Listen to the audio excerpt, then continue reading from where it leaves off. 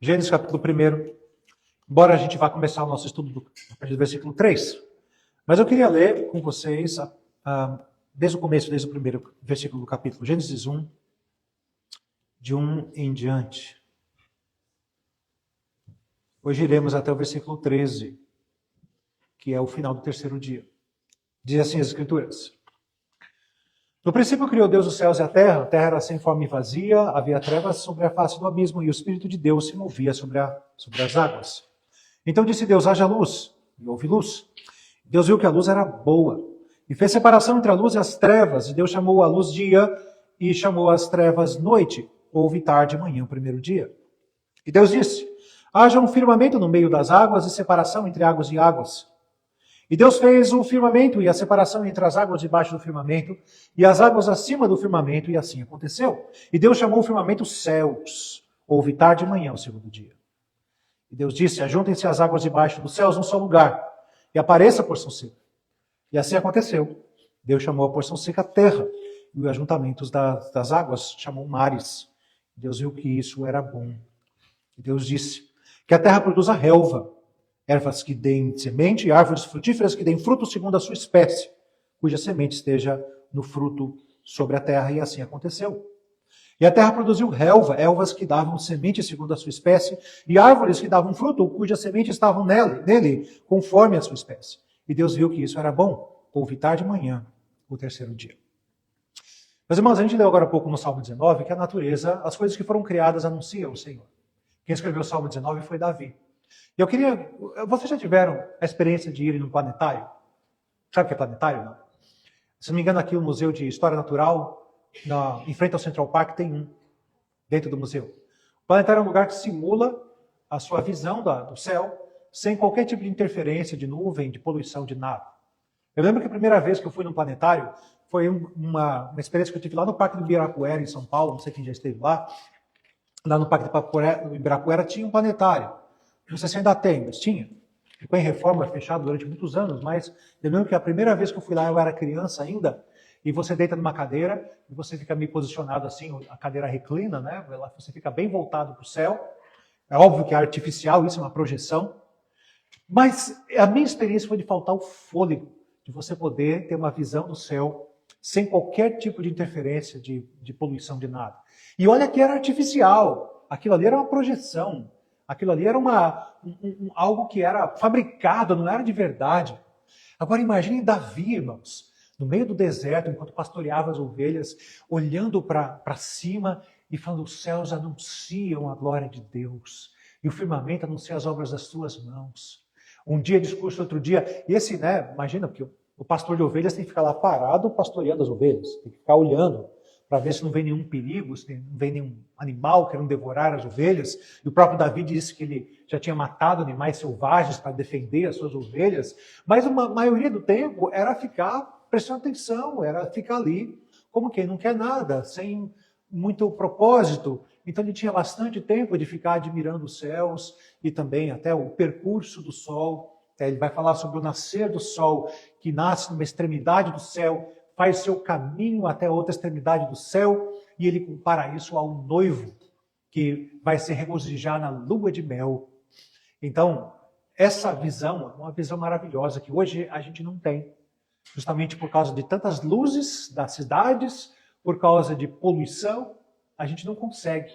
E além do mais, a gente é muito distraído hoje em dia, a gente não mais... Qual foi a última vez que você ficou olhando para o céu, admirando a beleza do céu, e identificando a poderosa mão de Deus, a glória do Senhor nesse céu? Quando foi a última vez que você fez isso? Eu acho que deve fazer bastante tempo. A minha impressão é de que isso não é mais normal nos nossos dias. Isso não é mais costumeiro. Mas, meus irmãos, o fato é de que Davi foi ao ponto. Os céus anunciam a glória de Deus. É como se fosse um show, um espetáculo aparecendo. E é desse ponto de vista que eu queria falar para vocês sobre a criação. Imaginem que Deus ele está ali projetando um teatro para nós. Mas não é somente projetando a peça. O próprio teatro em si, a estrutura do teatro, as vigas, as colunas, o teto, a decoração desse teatro. Mas não somente o teatro em si, mas a peça que vai passar. cada uma das decorações do ambiente, cada um dos atores, todas as coisas desse teatro vão ser criadas por Deus para a glória dele, para que chegue no final da peça e você diga, puxa vida, que coisa linda. O autor, a pessoa que escreveu isso, ela tem uma mente brilhante. Mas também para o deleite daqueles que vão participar e assistir à peça. Nós, afinal de contas, tudo foi criado para a glória de Deus e pela bondade dele foi criado para o nosso deleite, para o nosso desfrute, para a nossa felicidade. Isso não é maravilhoso? São as duas coisas acontecendo ao mesmo tempo. Deus é glorificado e nós, pela bondade dele, somos agraciados com o espetáculo que ele nos dá, o espetáculo da vida. E esse primeiro capítulo de Gênesis vai mostrar como esse espetáculo começa. Como é que ele vai estruturar as paredes desse teatro para que o show comece. Esse é o começo aqui de todas as coisas. Irmãos, eu queria, antes de entrar na análise do texto em si, lembrar algumas coisas para vocês. A gente sabe que quem escreveu os 5 primeiros livros da Bíblia foi Moisés.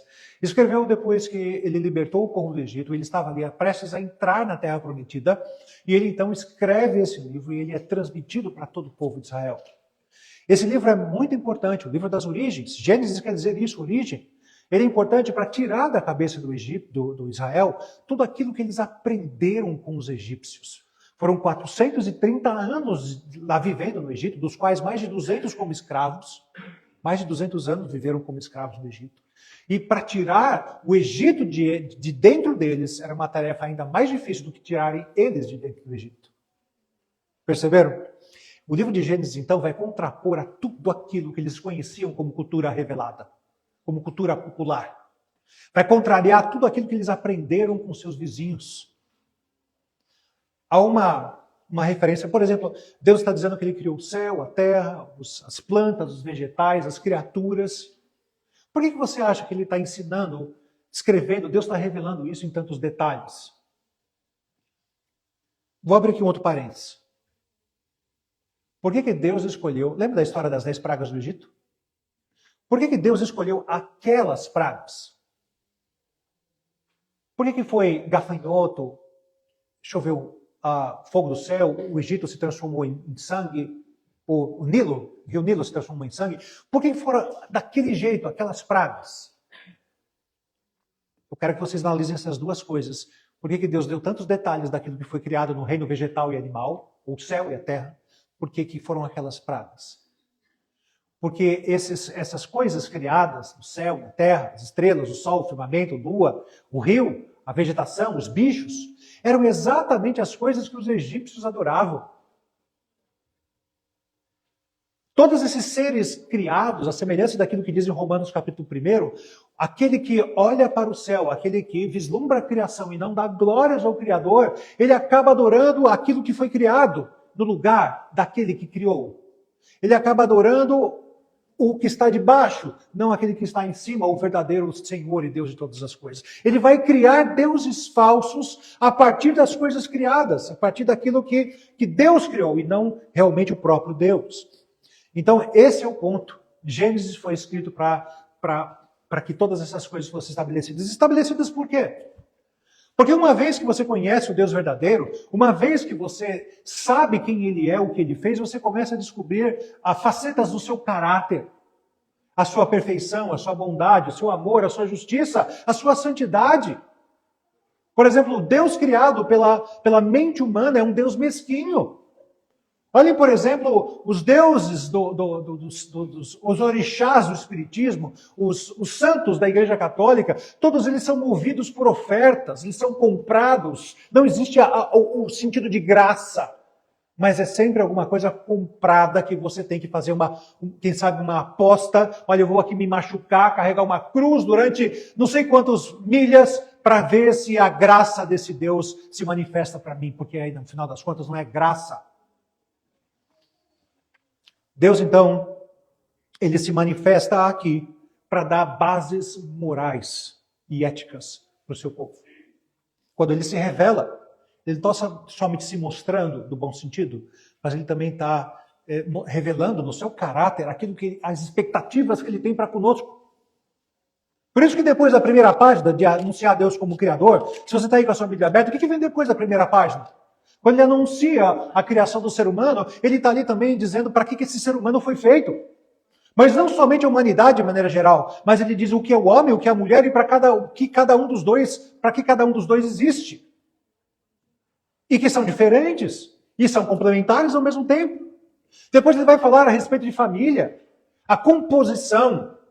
Por que é errado ter mais de uma mulher ou mais de um marido? Por que eu não posso me casar com alguém do mesmo sexo que eu? Tudo isso está registrado nas primeiras páginas de Gênesis e são assuntos extremamente atuais. O que foi que as consequências, quais são as consequências da desobediência ao Senhor? Está ali a queda. O que é essa desobediência? O que o pecado faz com a minha vida? E como vai alterar o meu relacionamento com Deus e o meu relacionamento com o próximo? Todas essas coisas estão ali registradas para retirar de dentro de Israel, do povo de Deus, todas essas manchas, todos esses enganos plantados pela cultura egípcia. Perceberam como é relevante o livro de Gênesis para os nossos dias? Vai me dizer que não é exatamente esse processo que, por exemplo, pais e adolescentes, vocês passam com seus filhos? O quanto eles são ensinados na escola, na sociedade, nos filmes, na cultura de maneira geral, o mesmo tipo de paganismo que Israel foi influenciado naquela época. O livro de Gênesis, então, é um livro extremamente necessário. O seu estudo, a meditação nele, para os nossos dias, tanto quanto foi naquela época. Nós ainda precisamos tirar o Egito do nosso coração. O problema é que a gente não percebe que o nosso nome disso é Egito, o nome disso é paganismo. Pois bem, irmãos, então a gente já viu a semana passada que Deus criou todas as coisas, os céus e a terra. Isso aqui é um resumo do que vem a seguir, do versículo 1. A gente viu que Deus ele criou a massa, a massa informe, assim como um pedreiro, um carpinteiro, um construtor, ele coloca a matéria-prima diante de si antes de começar a construção. Assim fez Deus. Ele criou primeiro toda a matéria-prima para depois colocá-la em ordem durante 6 dias. Então aqui, ponto a ponto, ele vai descrevendo como esse processo foi feito. Antes de a gente começar esse processo, a gente vai lembrar que são 6 dias de criação. E em 6 dias Deus criou todas as coisas. Gênesis 1 confirma que tudo que existe foi criado. O único que não foi criado é o próprio Deus. Tudo que você imaginar que não seja Deus teve um início. Tudo. Quer seja físico ou quer seja espiritual. Porque o único ser que não teve um início e é eterno e infinito é Deus. Todos os outros seres espirituais tiveram um começo. E tudo isso que é ou físico ou espiritual foi criado durante esses 6 dias.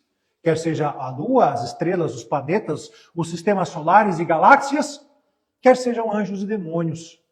Todas essas coisas, elas partiram dos 6 dias da criação. E nenhuma dessas coisas são eternas, a não ser Deus. Isso tem que ficar claro aqui. A outra coisa que é importante a gente notar é a maneira pela qual Deus criou essas coisas. E nesse teatro de Deus, que eu disse para vocês agora há pouco, vão acontecer os atos. E os atos estão todos eles relacionados. Por quê? Porque antes de começar o primeiro ato criativo, Deus já tinha na sua cabeça todo o projeto. Feito, pronto, acabado. Não é assim que funciona a cabeça de um engenheiro? Quando eu olho ali na frente de um terreno que não tem nada, olho uma pilha de pedra, uma pilha de madeira, uma pilha de ferro, uma pilha de cimento, uma pilha de qualquer outros materiais de construção, para mim aquilo é um caos. Mas na cabeça do engenheiro, do arquiteto, aquilo ali, ele já enxerga, só olhando aquilo, ele já sabe o que ele quer no final. Eu vejo um caos, mas ele vê uma linda casa, uma mansão, ou qualquer outra construção, um prédio, o que quer que seja. Antes de começar qualquer coisa, Deus já sabia onde ele queria chegar. Isso mostra que a história caminha. A história não é circular, não é. A história não está ali, conforme creem os espíritas, né, que ela se repete. Não, a história tem um começo e está caminhando para um final. E a criação, esse projeto de Deus, mostrando as etapas e como ele é poderoso, bondoso e de maneira sábia e organizada, ele coloca as coisas para funcionar, mostra que a história não está solta, mas ele está no comando e levando ela para algum lugar. Vocês já imaginaram as implicações disso? De como ler essa narração de Gênesis? De como as coisas foram criadas, deveria nos ajudar a entender a história da nossa própria vida.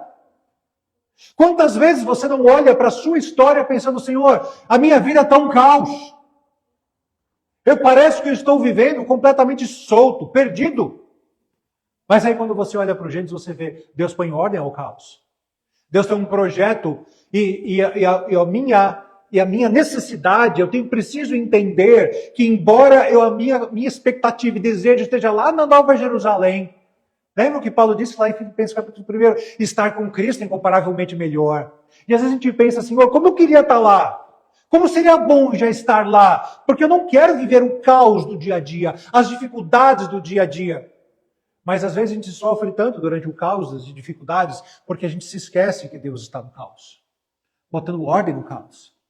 Ou então porque nós somos impacientes e perceber que assim como Deus criou todas as coisas em 6 dias, as coisas não estavam acabadas depois do primeiro, ou do segundo, ou do terceiro. E a gente não quer esperar Deus agir. A gente quer tudo imediatamente, a gente quer tudo na hora. Lembrando que Deus, Ele tem o seu tempo. E todas as coisas são belas no seu devido tempo.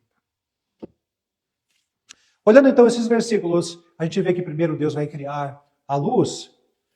Então disse Deus, haja luz, e houve luz, diz o versículo 3. É uma luz que ainda não dependia de nenhum astro, não é? Porque afinal de contas você vai ver que os astros, os seres celestes, o sol e as estrelas, só vão ser criados no terceiro dia. Mas Deus disse, haja luz.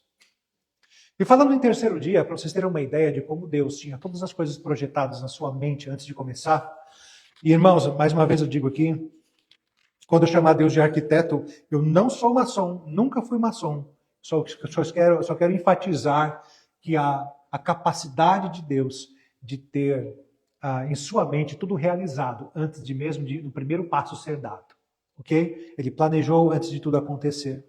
Eu vejo uma ordem das coisas, não é à toa que é registrado dessa maneira. Primeiro dia, Deus cria a luz. No segundo dia, Deus ele faz a separação, cria o firmamento, separação entre o firmamento e as águas. E no terceiro dia, Deus cria a porção seca. Eu quero que vocês vejam que como o quarto, quinto e o sexto dia estão diretamente relacionados a isso. O primeiro com o quarto, o segundo com o quinto, o terceiro com o sexto. Vocês já tinham reparado nisso? Por quê? Porque no primeiro dia, Deus cria a luz. E no quarto dia, Ele cria os luzeiros do céu. No segundo dia, Deus cria a separação entre o céu e as águas. No quarto dia, Deus faz o quê? Popula os céus com as aves e popula as águas com os peixes. E no terceiro dia, Deus faz aparecer a porção seca.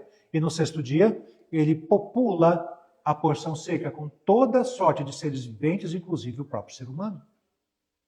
O que isso mostra? Organização, sabedoria, perfeição no seu projeto. Tudo isso aí, meus irmãos, denota esse grande poder do Senhor, essa grande soberania de falar e as coisas acontecerem. Tudo isso deveria despertar no meio do seu coração a certeza que podemos confiar no Senhor, no poder do Senhor. Não somente no poder e na soberania do Senhor, mas nos gostos do Senhor. Porque quando no versículo 3 ele cria a luz, ele viu que a luz era o quê? A luz era boa. Tudo o que Deus faz é bom. Confie nos gostos de Deus, não no seu gosto pessoal. Quando a gente é criança, a gente não quer experimentar muita coisa, não é? Pelo menos a maioria das crianças. Eu era muito enjoado para comer quando criança, até ir para o seminário. Né? Quando seminário, eu passei para o seminário, até pedra eu passei a comer depois. Mas, o que os pais falam para a criança que é muito pique, que é muito enjoada para comer? Experimenta, pelo menos experimenta. Pelo menos um pedacinho você vai comer para você provar. Não é assim? Cadê as crianças? Para dizer assim, não é assim as crianças que funciona? Mamãe e papai não falam assim? Porque se você não experimentar, você não sabe que gosto tem. E é por isso que nós devemos experimentar do jeito de Deus, que às vezes a gente não quer experimentar. O jeito que Deus fez as coisas, os gostos de Deus, porque o texto fala e Deus viu que a luz era boa. Mas não só isso, mas ao final de cada dia de criação, Deus vê as coisas que faz e todas elas são boas. Executar e viver a sua vida do jeito de Deus é a melhor coisa que poderia acontecer com você. Viva a vida da maneira como Deus planejou para ser vivida e não segundo o seu gosto pessoal. Porque a gente, como pecador, é muito enjoado. A gente não quer saber do gosto de Deus. E muitas vezes a gente sofre demais as consequências de não ter seguido a ordem de Deus e feito do jeito de Deus, seguido os gostos de Deus. Enfim, essa é a maneira de Deus. Então Deus, ele cria a luz e viu que a luz era boa. É uma luz que não depende dos astros, mas ele mesmo emana essa luz. Vamos lembrar aqui que o criar, ele é um ato de Deus e somente de Deus. Esse criar é sempre, quando se refere a Deus, a partir do nada. Embora, diz a lei da física, que não há, tudo se transforma, não há nada novo, mas Deus é capaz de trazer as coisas do nada. E foi isso que ele fez durante os 6 dias da criação. E Deus chamou a luz dia e chamou trevas à noite. Houve tarde e manhã, o primeiro dia. Vamos primeiro falar dessa luz e trevas. Essa criação de Deus, fazendo separação entre luz e trevas, demonstra a total soberania de Deus, tanto luz sobre a luz como sobre as trevas. Porque a gente também tem, às vezes, o hábito, influenciado pela cultura, de que Deus é o Senhor do dia e da luz, mas as trevas é coisa do diabo, as trevas é coisa do mal.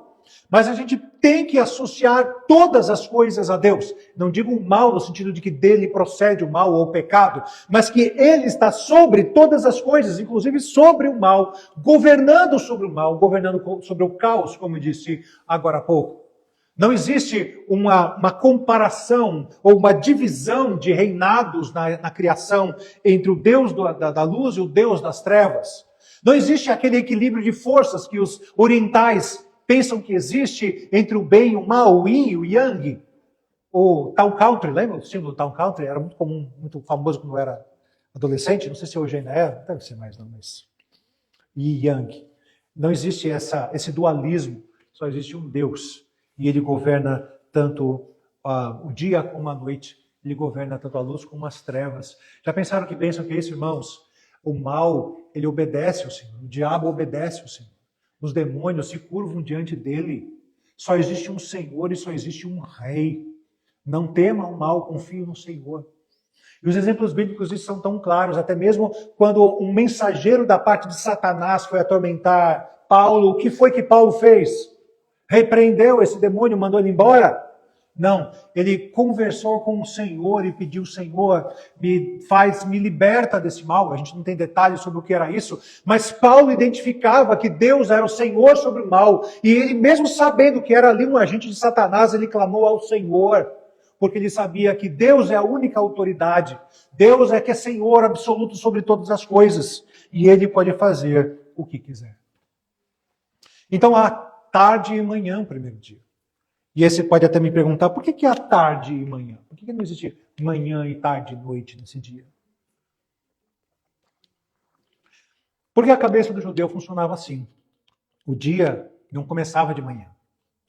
O dia começava à tarde. O dia começa às 6 horas da tarde. E é por isso que há tarde e manhã. Ele está dizendo do começo do dia em diante. Tarde e manhã. E depois, então, Deus faz outra separação. A primeira foi entre a luz e as trevas, o dia e a noite. E a segunda, no versículo 6, o segundo dia da criação, haja um firmamento no meio das águas e separação entre águas em águas. A outra coisa que é interessante desse processo de Deus criar é esse tipo de mecanismo de separação, de fazer aparecer pela distinção das coisas. Ele separa para que isso seja isso e aquilo seja aquilo.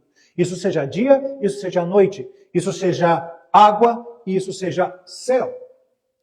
Essa separação é importante para mostrar, inclusive, dando noções éticas e morais, de que as coisas não podem ser o que você quer que elas sejam, mas as coisas são o que são, segundo o propósito daquele que criou. Deixa eu explicar isso de maneira mais clara. Homem é homem, mulher é mulher. Não confunda uma coisa com a outra. Deus criou cada coisa com o seu propósito. O céu foi criado com um propósito. A terra foi criada com um propósito. Você não pode pegar um peixe e botar ele na terra, não vai funcionar. Cada coisa tem o seu propósito. E não somente isso, mas depois diz que Deus criou segundo a sua própria espécie. A gente vai chegar nisso daqui a pouco e ver as implicações disso. Meus irmãos, é tão mais seguro viver dessa forma. É tão mais seguro quando você entende que Deus é o Criador e Ele tem um propósito para cada coisa que foi criada. Você não precisa ficar inventando a roda. Você não precisa ser criativo. O que eu faço com isso? O que eu faço com aquilo? Porque Deus já disse para você detalhadamente, colocou ali o esquema para você seguir. Por isso, não é à toa que eu sempre digo aos irmãos, isso aqui, olha, é mais do que uma guia para a sua vida. Esse é o manual do fabricante. Esse é o jeito de você funcionar bem, sem dar defeito. Siga o manual. Deus, então, Ele é claro. Ele faz separação para que haja distinção.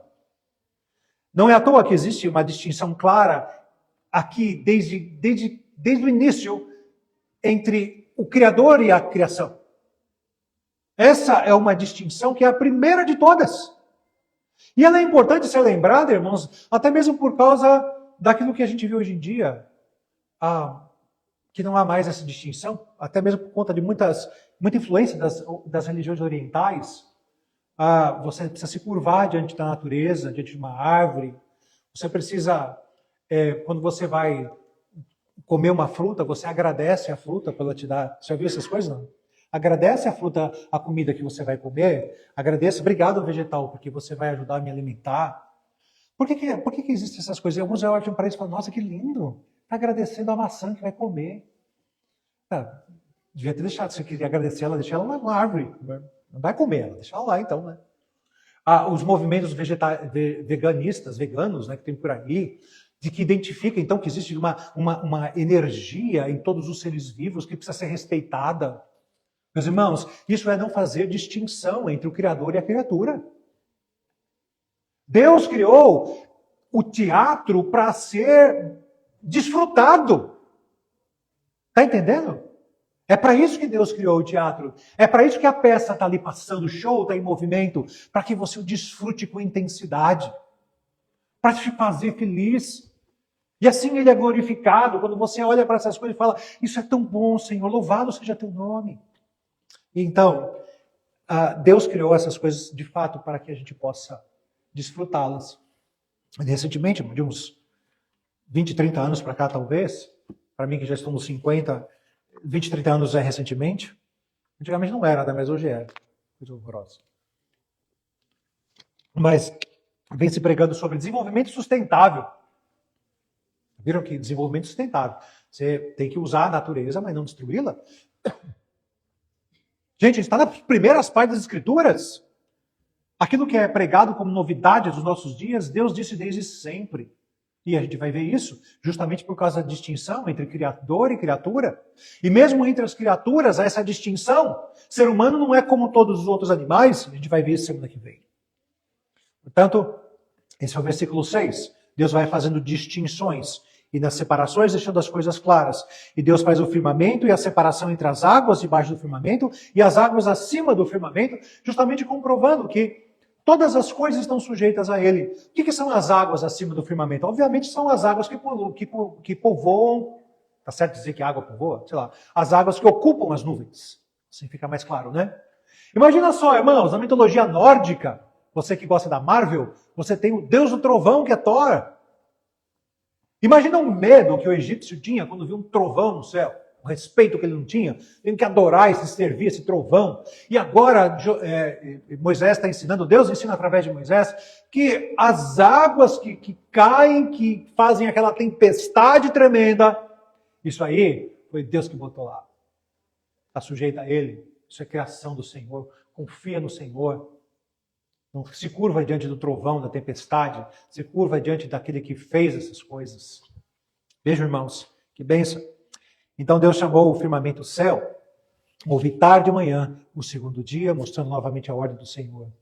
E disse Deus, no versículo 9, ajunta-se as águas debaixo do céu, num só lugar, e apareça a porção seca. Novamente, agora, estas águas debaixo do céu vão se acumular e vai aparecer a porção seca, que são os continentes. E ali, então, é mais uma vez a obra do Senhor. E vejam que, mais uma vez, a água está obedecendo à voz do Senhor. Eu vou aqui fazer uma comparação. A voz do Senhor é obedecida aqui, a voz do Senhor é obedecida lá no Mar da Galileia, milhares de anos depois, quando Jesus acalma a tempestade, ou quando ele anda por sobre o mar, a voz do Senhor. E aqui então, quando eles adoravam o Nilo, Deus mostra o seu poder e a sua glória, porque o curso dos rios estão lá, são daquela maneira, porque obedeceram ao comando inicial do Senhor. Como é que eu vou crer num Deus que criou deuses com seus espirros e cuspes, conforme as tradições egípcias? E Deus sangrou e criou outros deuses. E Deus espirrou e dali veio um outro Deus. Ou cuspiu e veio outro Deus. Não é assim. Esse Deus é diferente de todas as coisas. Foi dele que veio a vida. Por isso, pela sua palavra, a erva verde foi produzida, tudo aquilo que dá semente, as árvores frutíferas que deem seu fruto, segundo a sua espécie, cuja semente esteja no fruto sobre a terra. Irmãos, essa é outro conceito importante também. Qual a utilidade de Gênesis para a ciência moderna? Eu vejo muitas explicações que querem tentar, quem sabe, justificar a Bíblia ou desculpar a Bíblia por causa das descobertas científicas. Lembrando que a gente às vezes tem uma concepção errada de que a igreja ou a fé é contrária à ciência. E essas concepções são tão equivocadas que alguns ainda creem que o período medieval deva ser chamado de a Idade das Trevas ou a Era das Trevas, porque não houve ali grandes avanços científicos. Meus irmãos, até hoje, você pega a listinha, uma lista de todos os ganhadores de prêmio Nobel, e você vai descobrir que mais de 90% deles creem em Deus. E desenvolveram a sua fé a partir da sua crença em Deus. E foi justamente por causa de entender que há uma distinção entre criador e criatura, eu disse isso na semana passada, é que há a curiosidade científica. Porque se você acha que a criatura é um Deus também, a energia, o sol, a lua, que essas coisas são deuses, elas são sagradas, não podem ser tocadas. Mas a partir do momento que eu entendo que essas coisas são personagens do teatro de Deus, então eu posso interagir com elas, eu posso desenvolvê-las, eu posso de alguma maneira descobri-las e mexer com elas. Elas não são sagradas, elas são criações do sagrado, criações de Deus. Então, cada coisa é criada segundo a sua espécie, para nos dar a ideia bem clara. Deus pode ter criado uma matriz de uma espécie, mas não existe, segundo o relato bíblico, não existe mudança de uma espécie em outra espécie. Dá para entender? Aquilo que na ciência a gente chama isso de adaptação, ou então de microevolução. Eu não gosto da palavra microevolução, porque a palavra evolução está ali. Eu prefiro a ideia de adaptação, que é justamente um pássaro poder se adaptar ao ambiente e mudar algumas características, mas nunca deixar de ser pássaro. Ou então Deus ter criado uma matriz de um felino, e dali virem todos os felinos, mas não de um felino vir um elefante, ou não de como diz a evolução darwinista, ou darwiniana, não sei, de a sopa primordial ter gerado as primeiras formas de vida bacterianas, e aqueles ser evoluídos em peixes, e o peixe ganha perninha e vai para a terra, e de repente ele olha para o céu e diz que quer voar, e depois de milhares de anos ou milhões ele ganha asas e voa. Isso não existe, não dá para você admitir isso em hipótese alguma, segundo a palavra de Deus. Aliás, já existem muitos cientistas que creem que nós vivemos numa época chamada a época pós-darwiniana, porque a cada dia que passa, o evolucionismo tem sido mais e mais criticado, e mais evidências têm sido achadas contra a evolução. Como, por exemplo, tecido mole em fósseis. Sabe o que isso representa ou não? Quanto tempo tem um esqueleto de dinossauro? Quanto tempo tem um fóssil de dinossauro? Se você pegar segundo as datações de carbono 14, milhões de anos. O que acontece com um tecido carne em milhões de anos? Nada. Não é possível que possa a carne sobreviver a milhões de anos. Mas é isso que então eles acham fósseis com tecido. E não é um, não são dois, são muitos, com tecido, mole, inclusive. Então, isso acaba com a ideia de evolucionismo, ou de a Terra ter milhões de anos. Mas esse é um assunto para uma outra hora. Quem sabe chamar novamente o professor Adalto Lourenço aqui na nossa igreja para dar uma outra palestra, para explicar para a gente essas coisas, não é? Quem conhece sabe quem é ele. Mas então, meus irmãos, Deus criou cada coisa conforme a sua espécie. E você, então, saiba que isso também faz parte do propósito. Deus, ele delimitou cada coisa. Isso é para ser um bicho, isso é para ser uma planta, isso é para ficar em tal lugar, aquilo é para ficar em outro lugar. Portanto, meus irmãos, percebam como Deus é maravilhoso em tudo que faz. Nós falamos, resumindo aqui, aplicando para nossas vidas, nós falamos a respeito primeiro da bondade de Deus.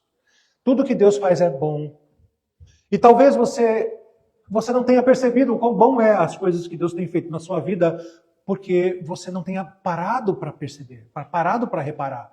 Lembra a ideia inicial de você olhar para o céu e não ver a beleza da criação? É porque talvez tenha tanta poluição diante de você que você não está conseguindo perceber isso. Você não parou para admirar essas coisas e você não tem percebido elas. Nós dissemos também que Deus criou todas as coisas com grande poder e com propósito.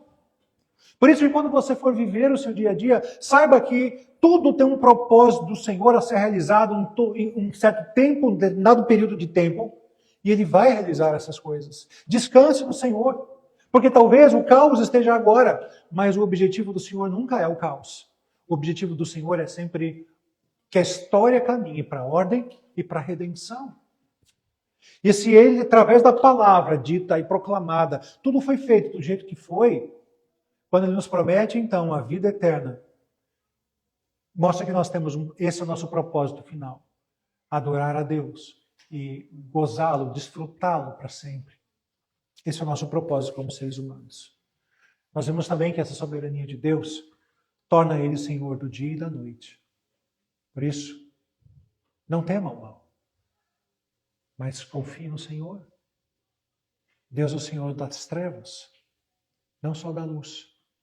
Porque no final das contas, só existe um Senhor. E por fim, Deus é aquele que determina o que as coisas são. Deus é aquele que determina o que é certo e o que é errado.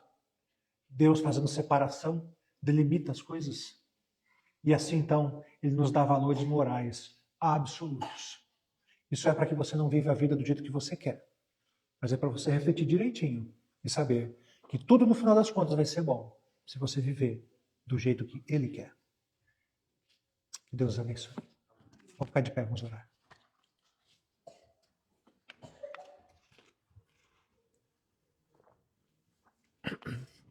Senhor, nós agradecemos pela Tua palavra e como ela desperta nosso coração a confiarmos